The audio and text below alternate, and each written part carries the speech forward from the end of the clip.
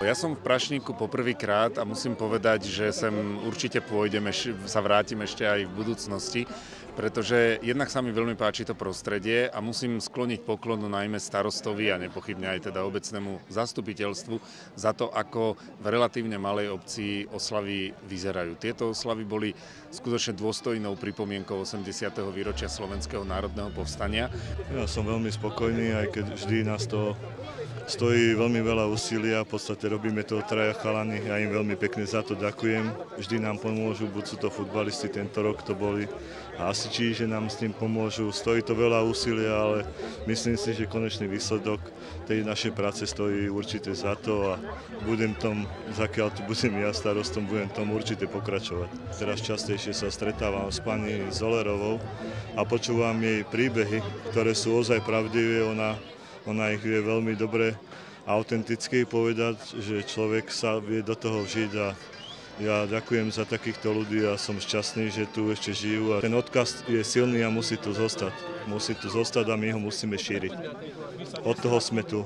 Ten obrovský rozsah ponuky od oficiálneho pietného aktu cez kultúrny program až potom po ten záver v podobe rekonštrukcie historických bojov je niečo, čo nemajú všade. A čo naopak, ale myslím si, že je to veľmi lákavé pre bežných ľudí. A myslím si, že toto je spôsob, ako aj u mladej generácie vieme vybudovať vzťah k tradícii Slovenského národného povstania. Takže klobúk dolu pred všetkými, ktorí sa podpísali pod tieto oslavy SNP.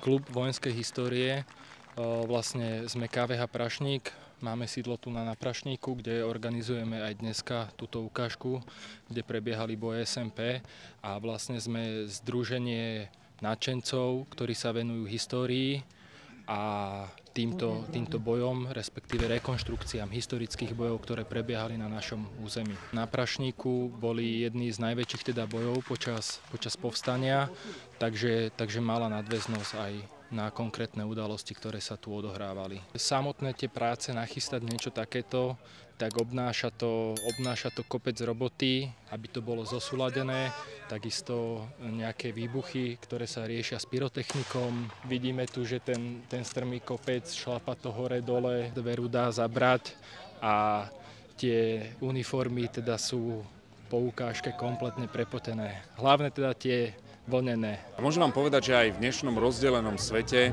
kedy veľmoci ako Spojené štáty americké a Rusko stoja proti sebe, keď prídete do Washingtonu a poviete Slovak National Uprising, keď prídete do Moskvy a poviete Slovácko je nacionálne vastánie, tak v oboch týchto krajinách vám budú podávať ruky, budú vám vyjadrovať úctu. Slovenské národné povstanie bez akýchkoľvek pochybností je zlatou mincov v našom národnom poklade. Je to niečo, čo celý svet veľmi na Slovensku uznáva. Aj mladí ľudia môžu práve na odkaz Slovenského národného povstania sa pochváliť, pretože je to niečo, čo si vážia v celom svete.